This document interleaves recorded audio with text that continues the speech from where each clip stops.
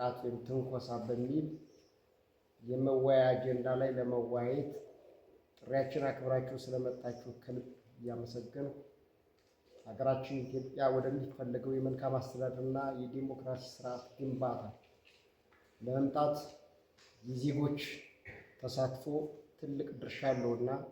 በዚህ ዜጎች ውስጥ ደግሞ የሴቶች ተሳትፎ ከምንም በላይ ትልቅ ቦታ ያለውና በሕገ መንግስታችን በማህበራዊ በኢኮኖሚያዊና በፖለቲካዊ ተሳትፏቸው ላቅ ያለ አስተዋጽኦ ስላላቸው ይህን ለማድረግ ደግሞ ሴቶች በሚፈለገው ልክ በቁጥር ደረጃ በመብት ደረጃም ተጠቃሚ ስላልሆነ ይህን ጥቃት ለመከላከል የሚያስችል ጾታዊ ትንኮሳ መከላከልና ደህንነትን ማረጋገጥ የግድ ተወያይተን ችግሩን መፍታት ስላለብን በሀገር ደረጃ ብቻ ሳይሆን በክልላችንና በዞን ደረጃ እንዲሁም በወረዳ ደረጃ ፕሮጀክቶች እየወረዱ የሴቶችን መብት የህፃናትን መብት ለማስጠበቅ በሚያደርጉት መሰረታዊ ትግል ላይ የእኛም ተሳትፎ የግድ ወሳኝ ስለሆነ ዛሬ ከአጋር አካላት ጋር ተወያይተን